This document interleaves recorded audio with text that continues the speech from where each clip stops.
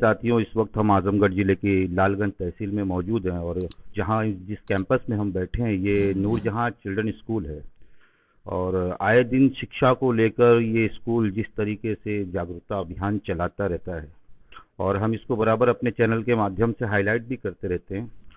आज इस स्कूल के अंदर एक नई बिल्डिंग का शिलान्यास हुआ है। तो हमारे साथ में इस स्कूल के जो चेयरमैन हैं हाजी इसरार साहब, उनके बड़े साहबजादे ज़फ़र साहब मौजूद हैं और इस स्कूल के प्रिंसिपल कुरबान सर भी मौजूद हैं। तो हम सबसे पहले बात करेंगे ज़फ़र साहब से कि ये जो शिलान्यास हुआ इस बिल्डिंग का, तो ये किन उसमें क्या कैंपस के अंदर क्या चीज़ें डाली जाएगी, क्या होगा बच्चों के साथ में। तो ज़फ़र साहब, सबसे पहले आप ये बताएंगे कि ये शिलान्यास किस चीज़ देखिए, हमारे बिल्डिंग का पर्पस जो है सारा लेके शिक्षा का ही मामला है, ना ही पर्पस बिजनेस का है। सारा पर्पस ये है कि हम ये चाह रहे हैं कि बच्चे जो है नेक्स्ट में और ग्रोथ करें और बच्चों के एडमिशन लिया जाए, क्योंकि इस साल हमने देखा, मैं यहाँ ज़्यादा रहता नहीं, जो जो 10 दिन में हमने देखा बहुत सारे लोग क्यू अप हैं और उनको एडमिशन नहीं मिला। पर्पस यही है हमारा कि बिल्डिंग खाली नहीं, क्लासरूम नहीं हमारे पास, तो बच्चे ज़्यादा है जगह। ये एडमिशन का क्यों लगा हुआ है, तो हमारे पास जगह नहीं है कि हम उनको शिक्षा दे पाएँ। तो हम ये चाह रहे हैं कि फ्यूचर में और अच्छा हो, इससे अच्छा हो, तो इसलिए बिल्डिंग बनाने जा रहे हैं। और हम ये चाह रहे हैं कि गार्जियन का सपोर्ट हो, बच्चों को जो है उनके गार्जियन का सपोर्ट हो, जो हमारी पीटीएम हो उसमें वो लोग 100% आए, ताकि ये जो हम चाह रहे हैं हमारा अचीव पूरा हो। इसलिए कि वो जब तक नहीं आएंगे, हमारा साथ नहीं देंगे, सपोर्ट नहीं करेंगे, तो हम अपनी चीज़ पूरी नहीं कर पाएंगे। तो ये हम, और हमारा जो फ्यूचर प्लानिंग है कुछ, आप इनसे, हमारे प्रिंसिपल साहब हैं, आप इनसे कुछ ले लीजिए, फिर उसके बाद डिटेल में और फिर आपको बताऊंगा। जी प्रिंसिपल साहब, आप कुछ इस पे कहेंगे। जी बिल्कुल। सबसे पहले आपको नूरजहां चिल्ड्रन स्कूल के प्रांगण में स्वागत और अभिनंदन करते हैं। और इस वक्त मैं अपने स्कूल के चेयरमैन हाजी मोहम्मद अनीस साहब और प्रबंधक हाजी इसरार अहमद साहब को दिल से धन्यवाद करना चाहूँगा कि उसने इस कल्याणकारी कार्य की शुरुआत की। और आज जो आपने देखा, जो एक बिल्डिंग का हमने शिलान्यास रखा है, ये उन्हीं विज़न और मिशन का हिस्सा है। आपको पता है, तो ये जो है ज़रूरत ईजाद की माँ होती है। आज इस मॉडर्न एरा में जो हम देख रहे हैं कि टेक्नोलॉजी पर पूरी तरीके से हम आत्मनिर्भर होते जा रहे हैं, तो जो रीडिंग हैबिट्स हैं बच्चों के, इवन हम लोगों के, ये न्यूज़पेपर्स रहता है, मोबाइल में ही देख लेते हैं, कुछ भी रहता है, तो रीडिंग हैबिट्स बहुत ज़्यादा ये हुआ है। जो ये भवन बना है ये एडमिनिस्ट्रेटिव ब्लॉक है। एडमिनिस्ट्रेटिव ब्लॉक में कई चीज़ें उसमें शामिल हैं, जिसमें लाइब्रेरी जो है मुख्यतः है हमारा, जो ये बहुत ही बुलंद ख्याल रख कर इसको बनाया गया है। ये लाइब्रेरी काफ़ी भव्य होगा और इस लाइब्रेरी की सबसे बड़ी बात जो है वो ये सारे लोगों के लिए एक्सेसिबल होगा। यानी बच्चों के अलावा, छात्र छात्राओं के अलावा अभिभावक भी वहाँ से किताबें ले सकते ये मेरे हैं। ख्याल में शायद ये क्षेत्र का पहला ऐसा स्कूल होगा जिसमें इस तरीके की लाइब्रेरी डाली जाएगी। ये क्षेत्र का नहीं, आपके पूरे जिले का ये ऐसा एक आजमगढ़ मात्र, जिले का। बिल्कुल, आपको ये जिले का एक मात्र लाइब्रेरी ऐसा है स्कूल का जो अभिभावक वो छात्र छात्राओं दोनों के लिए यानी एक्सेसिबल हर है। कोई फायदा उठा हर कोई फायदा उठा सकता है। ऐसा क्यों है?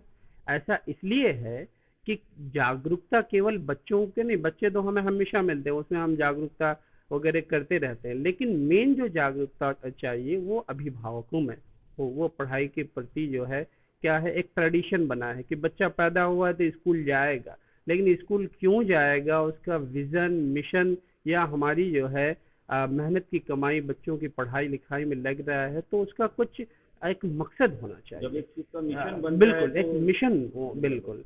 तो ये जो है, यहाँ से हम जागरूकता कार्यक्रम, और उस बिल्डिंग में एक बात और है जो सबसे बड़ी बात है, कि वहाँ पे रिसेप्शन एरिया हमने गार्जियंस के स्वागत के लिए, अभिनंदन के लिए हमने बनाया है, जो जहाँ पर वो आराम से आके बैठ सकते हैं, अपनी बात प्रबंधक से, प्रधानाचार्य से, स्कूल एडमिनिस्ट्रेशन से अच्छी तरह से रख सकते हैं। उसे अगर 10 मिनट इंतज़ार करना हो तो उन्हें वहाँ बैठने पर किसी प्रकार की बोरिंग नहीं होगी। उस बिल्डिंग की एक खासियत और है। उनका भी एंटरटेनमेंट है। बिल्कुल, उनके सुख का ध्यान रखा गया है, और विद्यालय जैसा मानवीय कार्यों के लिए जाना जाता है, तो उनका सम्मान का पूरा ख्याल रखा गया। और साथ ही साथ में इंटरनेशनल एक्सपोजर के लिए एक्सपोजर के लिए, बच्चों में वांछनीय जो प्रतिभाएं हैं उसको निखारने के लिए जो हमें दूसरी किसी चीज़ की आवश्यकता होती है वो ऑडिटोरियम्स की होती है, जहां हम आए दिन सेमिनार्स और प्रोग्राम्स करते हैं। असेंबली चूंकि स्कूल का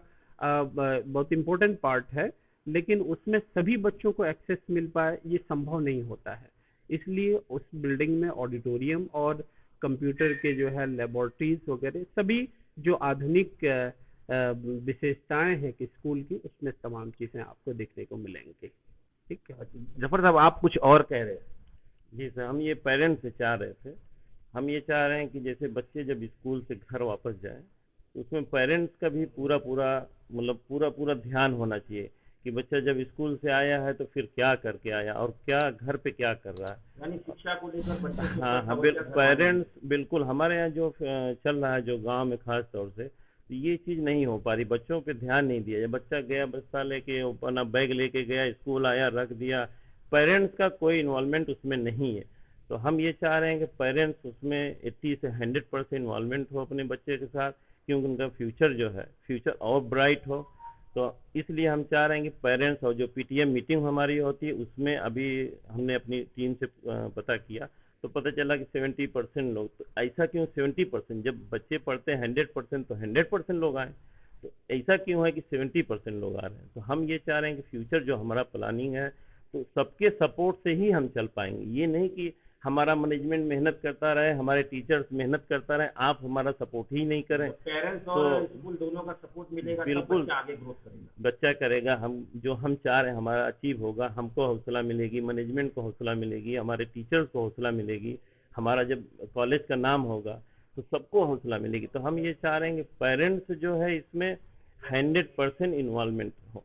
100% मीन पीटीएम में वो आए, और दूसरे ये कि बच्चे को जो भी मीटिंग जो भी फंक्शन है जो उसमें भी बराबर फंक्शन, शरीक। और हम सजेशन बॉक्स लगा के रखे हैं। कोई सजेस्ट मैंने पता किया आज तक कोई सजेस्ट आया ही नहीं उसमें।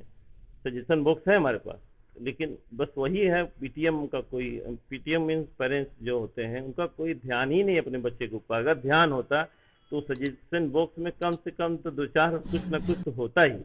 इसका मीन यही है कि पेरेंट्स का कोई ध्यान अपने बच्चे पे नहीं है। और हम ये चाह रहे हैं कि घर में थोड़ा बहुत इंग्लिश जो है पेरेंट्स जो है अपने बच्चे के साथ बोलें, जैसे यस है, नो है, आई नो है, थोड़ी बहुत टॉकिंग करें कि हमारे टीचर्स का सपोर्ट हो। ये कोरोना काल की वजह से जो है ये बड़ा मसला हो गया, 2 साल इधर 2-2.5 साल जो भी हमारा टाइम खराब हुआ, वो तो ऊपर वाले की मर्जी थी, क्या उसके आगे हम कुछ नहीं कर सकते। नहीं तो हमारा 2-2.5 साल से प्लान था, हमने मीटिंग किया हुआ था सारे अपने टीचर्स से, प्रिंसिपल सर से, सब लोगों से, कि हम इंग्लिश पे फोकस करेंगे। क्योंकि जो भी आप परसेंटेज देखेंगे पूरे हिंदुस्तान का, बच्चे पढ़ने के बाद डिग्री होल्डर कितने होते हैं? बहुत से 10% होंगे, इससे ज़्यादा तो नहीं होते। 90% लोग क्या होते हैं? बस यही। और 90% यही होता है, कोई दिल्ली जाता है, कोई मुंबई जाता है, कोई दुबई, सऊदी, जहाँ भी, तो उनको क्या प्रॉब्लम फ्यूचर में आती है? इंग्लिश की प्रॉब्लम आती है बहुत ज़्यादा। उससे कितने पढ़े लिखे बच्चे भी, जो हमने अभी इंटरव्यू लिया है, हमारे एक दोस्त थे, उनके बेटे का जो लखनऊ जबकि पढ़ रहा, तो हमने उससे इंटरव्यू लिया, उसकी वो आईटीआई किया हुआ है लखनऊ में। तो जब हमने, तो उन्होंने कहा इसको कहीं आप लगवा दीजिए। तो हमने जब उसकी इंग्लिश जो है उससे पूछा गया तो वो बिल्कुल वीक है उसमें। तो बताइए कैसे आप कर सकते हैं कि उसको कहीं आप लगवा सकते हैं? बिल्कुल पॉसिबल नहीं है। कहीं भी आप गांव से जब निकलेंगे तो सबसे मस्त है इंग्लिश आपकी, वही हमारी वीक है। तो हम उस पर इतना फोकस कर रहे हैं, उसमें हमको पूरा पूरा सपोर्ट पेरेंट्स का चाहिए, पूरा सपोर्ट की वो हमारा सपोर्ट करें, तभी बच्चे जाके इंग्लिश में जो है 80% आएंगे।